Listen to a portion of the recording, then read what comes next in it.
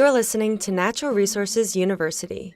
In this podcast network, our hosts are university researchers and extension specialists, opening your gateway to the science of natural resource management.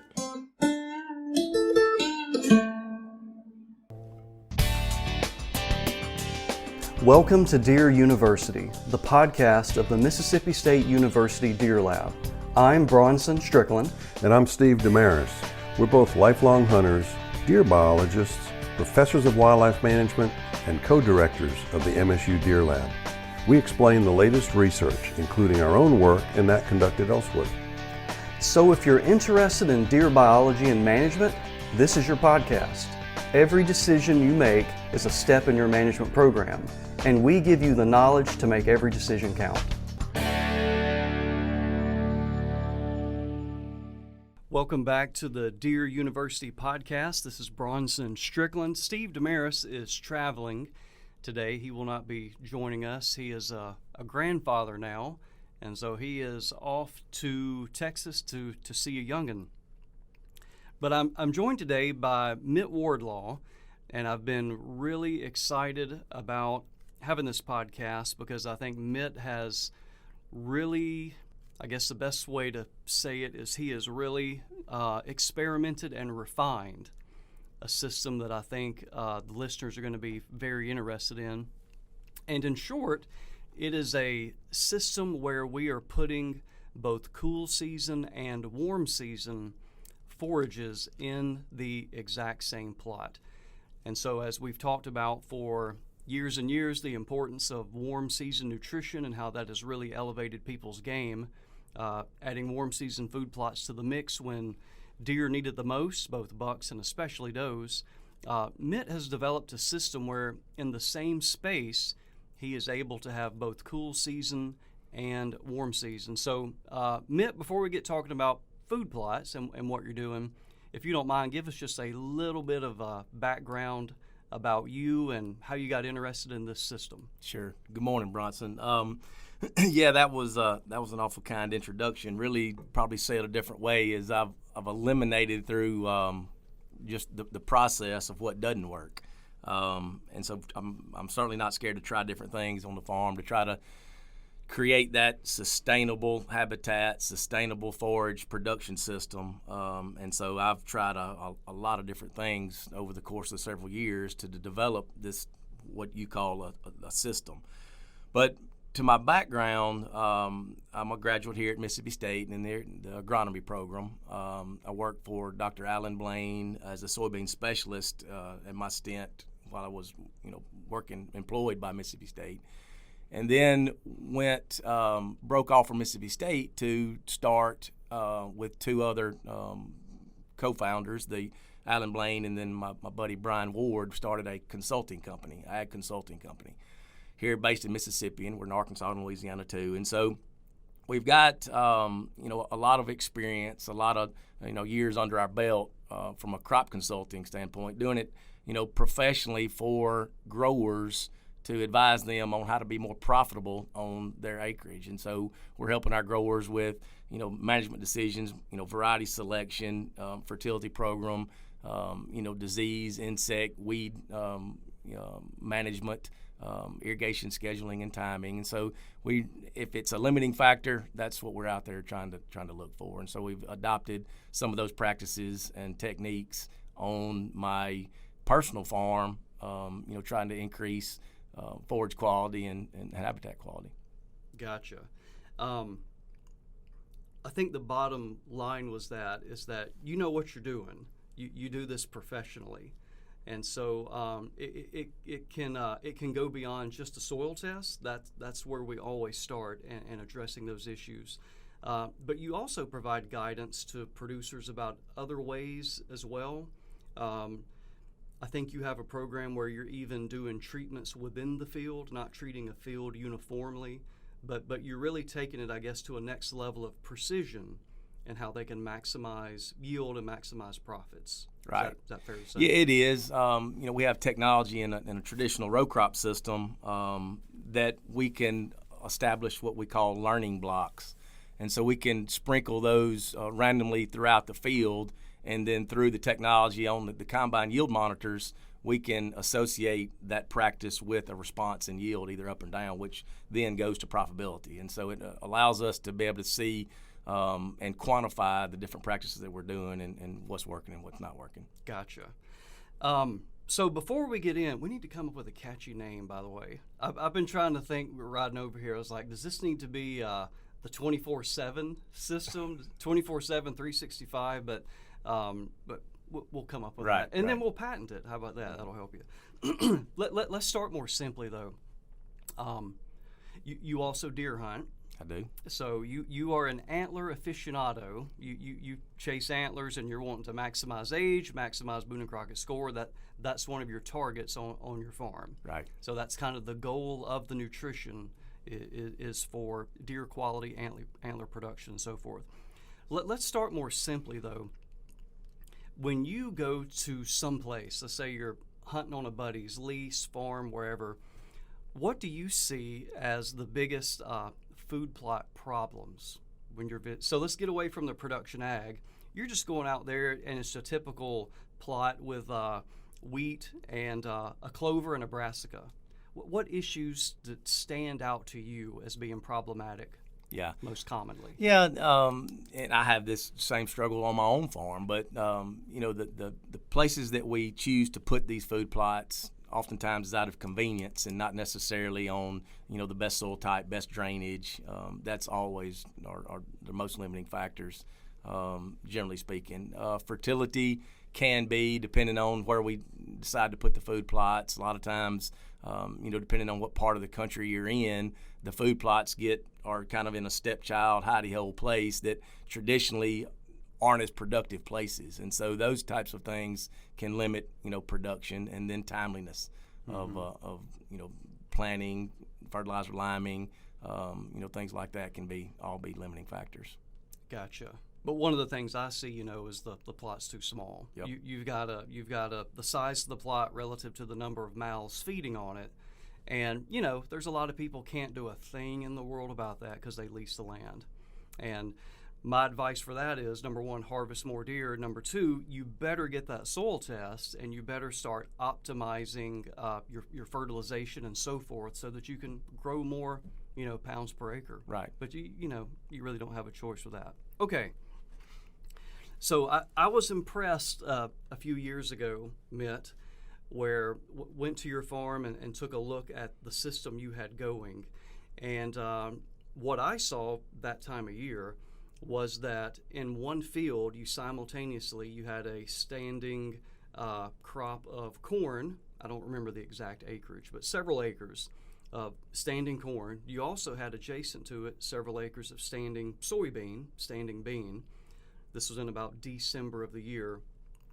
And beneath it was a beautiful, beautiful carpet of balansa clover.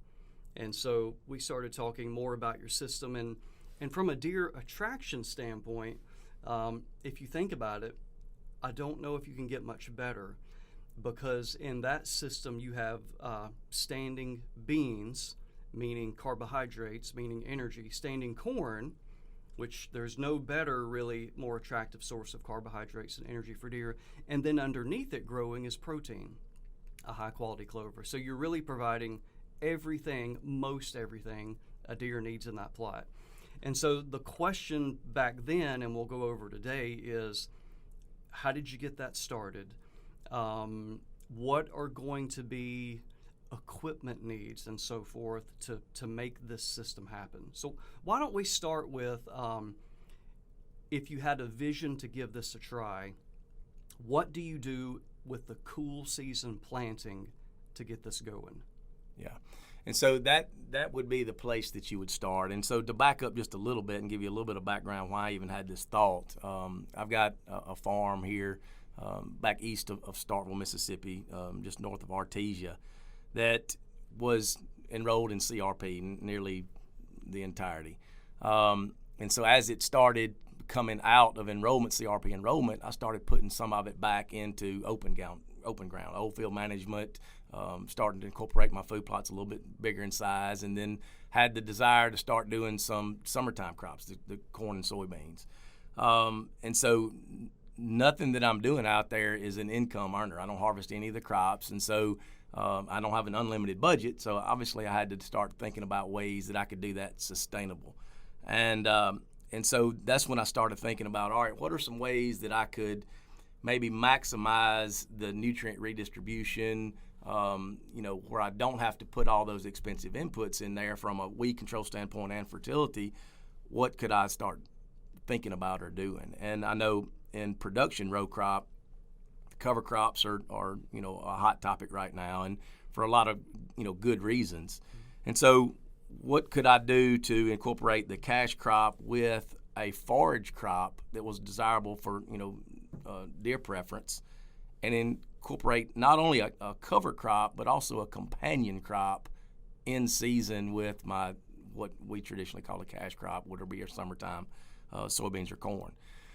And so I started experimenting on a small scale and trying to decide on the forages that would be the right timing for maturity in the spring, to where I could then come back and plant my corn or soybeans into that forage. And so looking at timings of maturity, that eliminated some forages, the winter forages. And so I remember looking at some of your research and saw some of the stuff that you were doing on your research farm on the Balanza clover, and the preference is really what struck me on the research that you did. And so I started with Berseem, Balanza, and Crimson in different spots, and planting my corn and soybeans into that. And that's where it started. The establishment of the forage crop the fall before is key, because it requires a reseeding type forage to be able to make the system, if you will, sustainable. Because in a traditional row crop, we're harvesting our cash crop, our corn and soybeans, and then we have an opportunity to plant back into it that fall, our cover crop, that will start over the cycle again. Well, in this system, I'm leaving my crop standing, my soybeans and corn, I'm leaving it standing, so it gives you really no opportunity to come in there and seed that fall, your forage crop for the next winter, fall and winter. And so one of the requirements is a prolific reseeder, which Crimson and both Balanza do really well. But the tonnage and the type of ground, I've got low ground, it's wet, got wet feet, drainage is poor. That really eliminated Crimson and made Balanza the obvious choice for where I'm trying to do this. One thing that jumps out at me is, and I'm relying on articles and presentations I've seen from years back, and some people started this kind of system, now again not for wildlife and not for deer, but from an agricultural standpoint, with perennial white clover.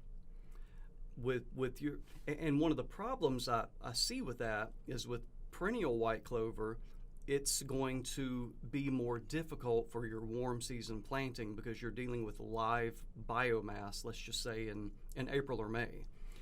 Is that one of the reasons, I guess, that your preference is that you have an annual plant, and then of course it has to reseed, so you don't have to plant it again that fall? But is it that dying biomass, is that enabling you to be more successful with your warm season planting versus just trying to plant within a perennial white clover stand? Yeah, that's a good observation. And so, and we can talk more specifics, but the Balanza doesn't exactly meet that need, because in order to maximize our yield for our corn and soybeans, especially here in the Mid-South, planting date is essential. I mean, so once you start getting into April, even late March through mid-April, I would probably say that's the optimum planting date, weather conditions considered, would be the optimum planting date for increased yield.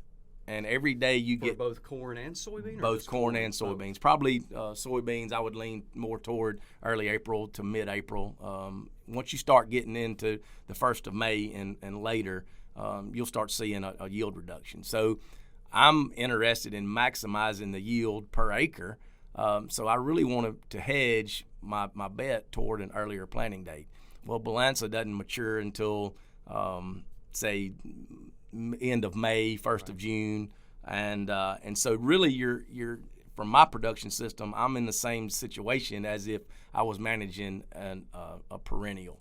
I know UGA is doing a lot of work with Durana, the Pennington white clover, in that sustainable system, planting corn, and I think they even maybe planting cotton into the standing Durana.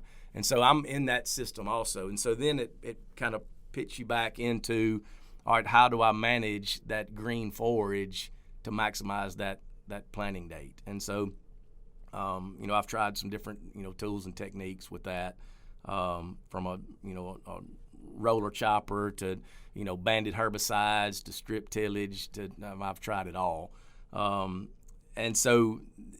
And I have planted even after maturity dates of the Balanza, to where I'm planting my corn the 1st of June, planting my soybeans, 1st to mid-June, and 1 year in 4 or 5, you'll get the right weather conditions and right weather pattern where you can make the yield. But most oftentimes you're gonna take a hit from yield production standpoint. So it sounds like, just from the timing perspective of planting, crimson would work better for you from a timing perspective. It's just that your soil is generally a little too wet. You're not going to get as much biomass production from crimson versus Balanza. Well, it just handles that moisture better. That's right. The Balanza has been really impressive. I would almost call it a hydroponic. I've seen it grow in places where it shouldn't grow. And so my particular soil type, my situation, just lends itself to Balanza is the forage that obviously has the best production. And then not to even mention the deer preference, and you've done some work on that, and I've seen it on my own farm too. And so crimson's just not a really good option. It would be on some lighter ground, something with a little more topography and better internal and surface drainage. That could be an option. And you're right, then you would be back in the maturity date up from crimson probably a month. Would it lend itself to a better planting date for your corn and soybeans? So then, Mitt, what are you looking for? So when you go out there, and in your case with Balanza, what are you looking for to when you say, all right, it's time to plant? Yeah. Are you relying on the maturation process of the clover? Is that your metric, or is it just the calendar? No, well, the calendar's got something to do with it, but I'm looking at the maturity of the clover. And so what I'm looking for on the Balanza is once it goes to a full reproductive stage, meaning you start seeing seed heads, develop within the Balanza, it slows way down in its vegetative growth.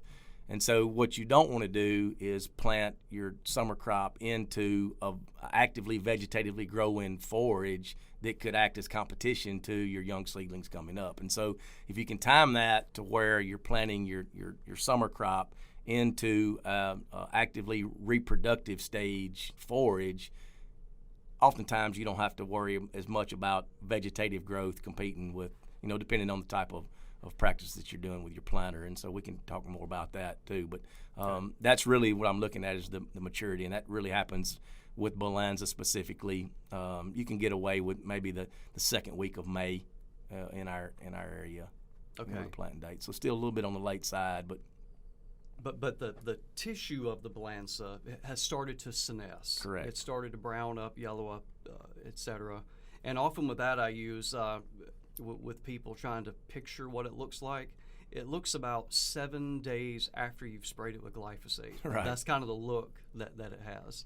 And I've also seen with Balanza when you start getting several days in a row of 90+ degrees, it starts folding up pretty quick. Probably even high 80s. That's right. As well. Yep. But yeah. So, okay. So we've established whatever cool season clover crop we're talking about, whatever works for a particular person in a particular area. Number one, though, it has to grow and reproduce and seed itself. So it's got to take care of itself. Now, what are the barriers for someone now equipment-wise? Is it mandatory that you have a drill? Or is this just a continuum of a really poor crop to maximizing your chances for a really good crop? seed drill is the way to go. Yeah. And so, I mean, there's a myriad of ways that you could accomplish this. And on the establishment year, it's probably not as important. But to make this thing sustainable to where you're overlapping the forage systems and never cleaning your plate, if you will, it does require a no-till drill. And I was so excited to park my disc in the weeds several years ago. And so now really the tools that I can manage really my entire place is a calibrated spray rig and a no-till grain drill.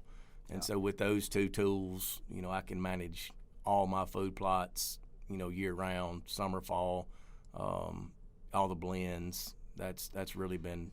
But you're not having to do anything to the standing biomass. The senescing dying clover, you don't really need to do anything with that like I'll see on some YouTube videos of chopping it or anything. Yeah. I guess you're saying that can work, but you don't have to. Yeah, and so, I've tried all the different no-till coulters and the trash cleaners on the front of the planter. I've tried all that, and in that Balanza, it just doesn't work good. And what I found is just some really good, sharp double disc openers on the front of your planter or drill. That works as good as anything. And actually, from what I found, when you roller chop the forage and put it flat on the ground, oftentimes it makes the planter work even harder to get that seed depth right and seed soil contact. I've learned that if you're planting your summer crops into a standing forage, the planter doesn't have to process all the material that it would if you put it all on the ground. Okay. And so that was just a trial and error, way. And we're seeing this in production row crop too, that oftentimes if we plant it with a standing cover crop or forage in this case, it seems like we get much better success on our summer stands. Yeah. It's I guess this is a little bit of a sidebar here, but you said something a moment ago, it just jogged my memory. There's a whole bunch of different ways to skin the food plot cat, isn't there? No doubt. I don't know if you know Dudley Phelps at Mossy Oak. He's got a great system. Again, it works well for him on his farm. I bet it would work other places too. But what does he call it? Poor man's plot or something like that, or poor man no-till plot, something like that. But it's really good. He goes out there about a month before he wants to plant his cool season and just preps the field by spraying all the standing biomass with glyphosate or herbicide. And then he will just broadcast his cool season. And after he has broadcast his cool season seed, he'll then mow over the standing biomass, kind of creating a little thatch, little cover for the seed, and it works really well for him. So I guess just a sidebar, there's a lot of different ways to do this. This is what you have found works the best for you though, with your system. A lot of people will also be concerned about, how am I going to deal with weeds? Summertime, how am I going to deal with Johnson grass and so forth? Cool season, how am I dealing with buttercup and stuff like that?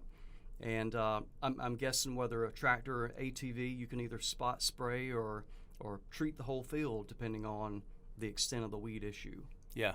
So on my particular farm, it had a row crop background before it got enrolled in the early 90s in CRP. And so my seed bank was full of traditional type row crop, seed bank. And so I'm dealing with everything from, tea weed to Johnson grass. Even, when it got enrolled in CRP, that was before the resistant pigweed, but I have row crop in my area and I have overflows in the creek channel that runs through my place. And so I get a wealth of seed from my neighbors, and I found myself having resistant pigweed. And so I'm really dealing with a lot of the different, traditional row crop, weeds that a lot of the guys are. And so I'm using some of those tools and techniques to manage that. But what I have found on the forage crop, especially the Balanza, because it's so aggressive from a vegetative standpoint and the thatch that it produces, you can see where I've planted my Balanza and maybe got my drill a little bit wide and have a gap where I don't have as good a stand of Balanza. I mean, it is thick with pigweed in those areas, to the tune of right outside where I have a good Balanza stand. I mean, I won't have to treat pigweed, season long. And so it's acting, the cover crop, or the forage in this case, is acting as a cover crop that is really beneficial from a weed control standpoint. But I'm also using some traditional herbicides, some pre's where I need it, and some post herbicides, depending on the weed and the specific situation we're dealing with.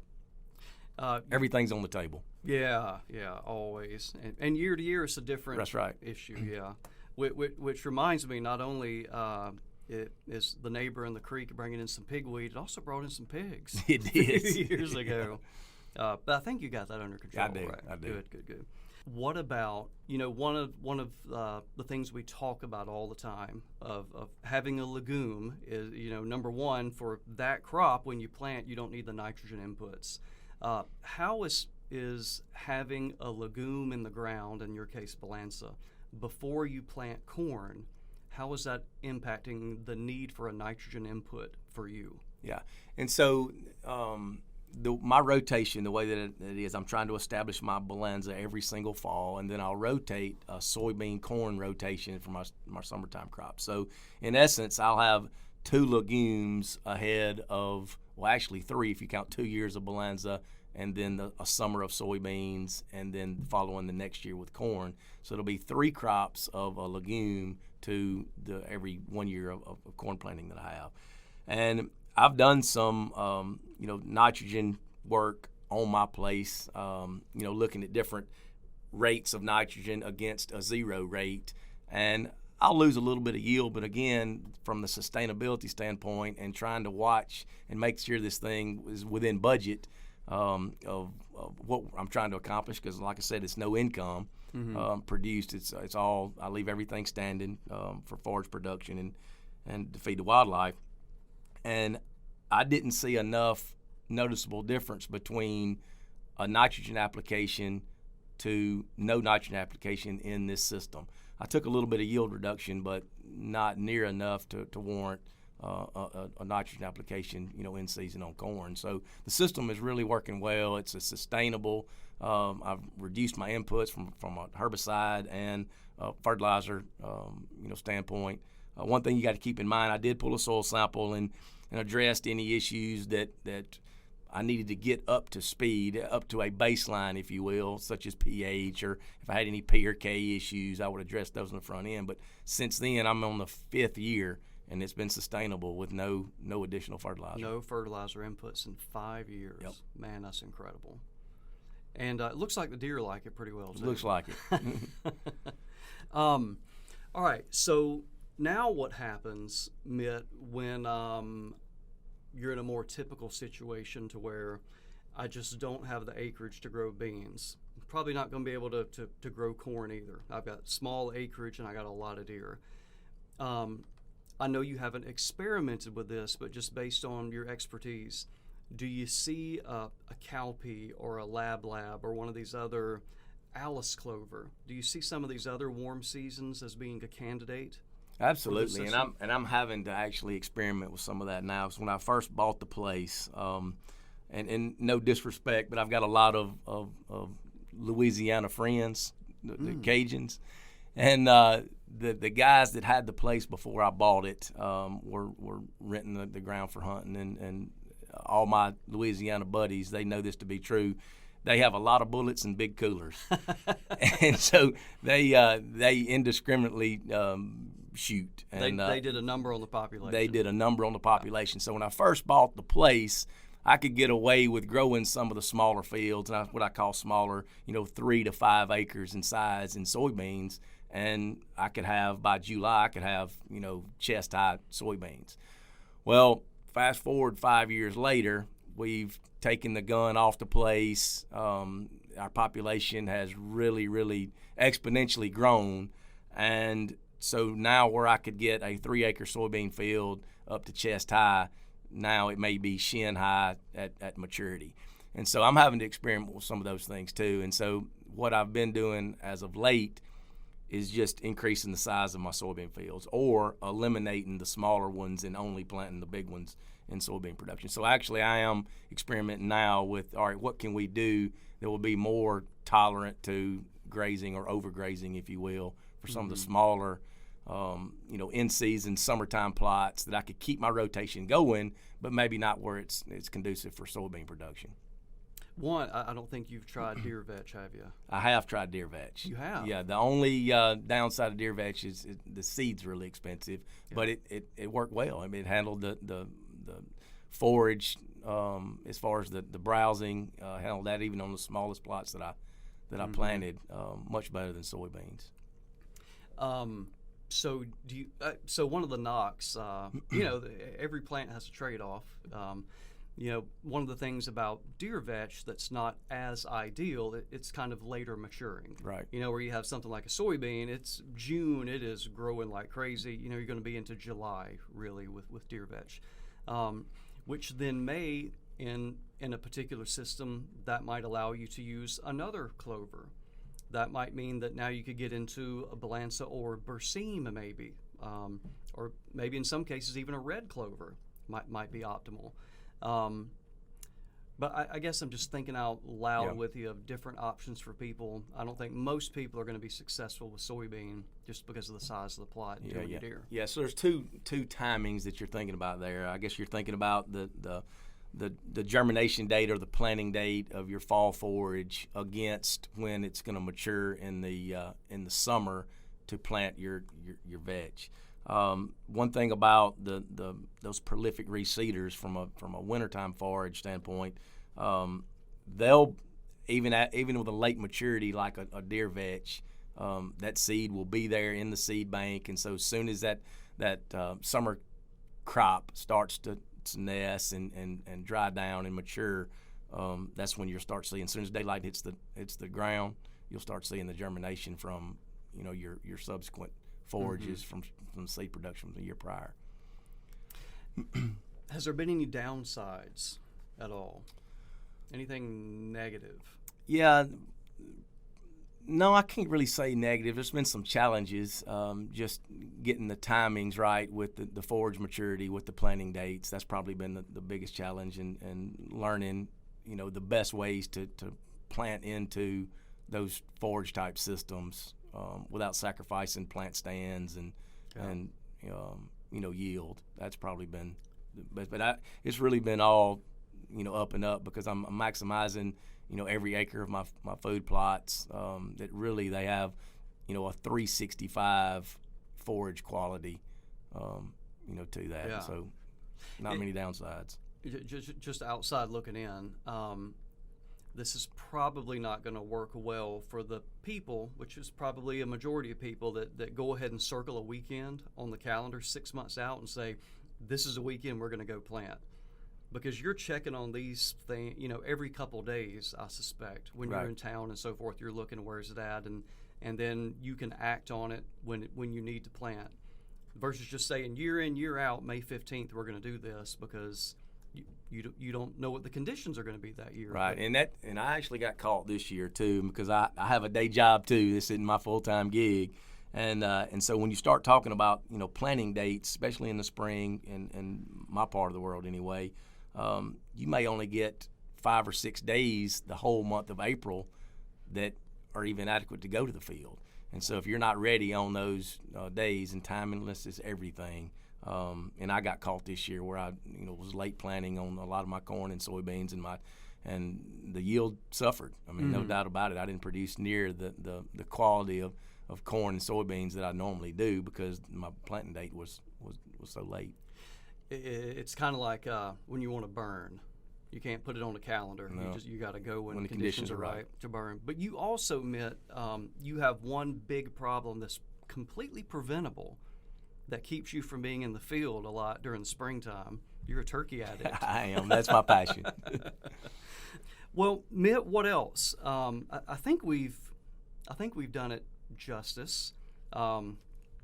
Maybe why don't we review some takeaways I have from this conversation and the many we've had. First of all, it is a huge investment to go ahead and address pH and fertilization problems on the front end before you get going on this. Get that handled. If you have any recurring big weed issues, try your best to get that under control. And then start with getting that first a successful cool season planting with a clover that is going to prolifically reseed itself. That's going to be your foundation. That sums it up. Okay. Right. And then essentially, Mitt Wardlaw is not going to sit here and say you can't do this without a drill, but you're going to be more successful with a drill. No doubt. Yeah. No doubt. What else, Mitt, from your perspective, if I guess in your experience, what issues do you think people will have?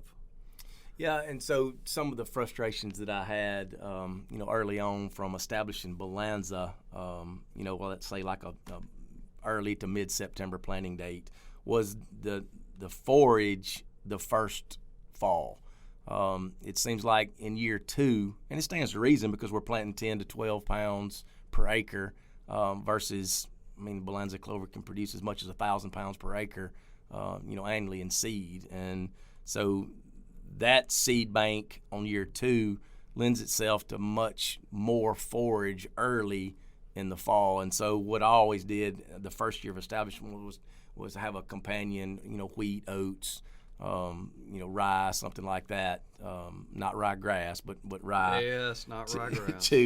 To help with the additional forage, early in the fall. Mm-hmm. Then after the subsequent year in year 2, and I've got some Bonanza that's 5 years old that I've yet to reseed. And of course, the people at Fixation or Go Seed, they wouldn't like to hear me say that, but it's a prolific reseeder, and I've got some that, and I'll generally put some in rotation, planting back every year, every 3rd or 4th year. But I've got some that's as old as 5 that look as good as year 2.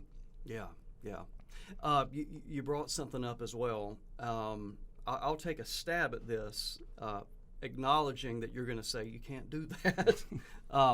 So what about if you also wanted to dress up the cool season aspect of this? So, whether you've got standing beans or corn, and then underneath it you have this carpet of your crimson or Bonanza, whatever clover, could you also dress it up with just broadcasting with a cereal grain like wheat or oats? Yeah, and so I lay awake at night thinking about ways where I can accomplish that without, destroying my stand of corn or soybeans. And so and I have tried some of that, from walking through it with a hand spreader, mm-hmm. to just committing and driving through with a tractor to seed through. And so the most success that I've found is before my summer crop maturity.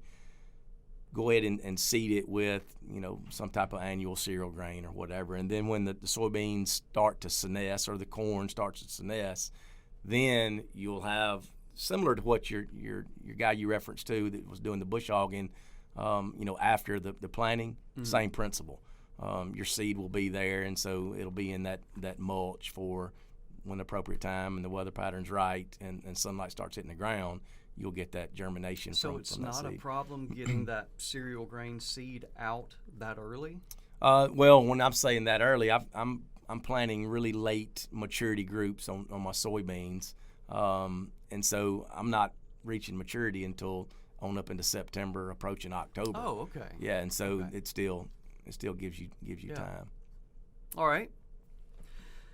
Well, Mitt, that's really, I think we've been down my checklist of what I wanted to cover. So thanks so much. Anything else maybe that you were thinking of we might have missed? I can't. Good talk. It'll hit us about 15 minutes That's right. from now. We'll remember something. But thank you very much. Appreciate you sharing your knowledge on this. And if you would be open to it, I'm going to twist your arm again, and I'm doing it on air, so no pressure here. Maybe we can get some videos out of your place, get it on YouTube, and kind of show people let them see the product and the result for themselves. Let's do it. I think that'll help a lot. All right, buddy. Thanks so much. Thanks, Appreciate your time. We thank the Patrick F. Taylor Foundation and the St. John and Dudley Hutchinson families for their endowed financial support of our efforts. We also thank our employers, the Mississippi State University Extension Service and the Forest and Wildlife Research Center. If you have questions or suggestions, please log on to msudeerlab.com and click on the Deer University tab.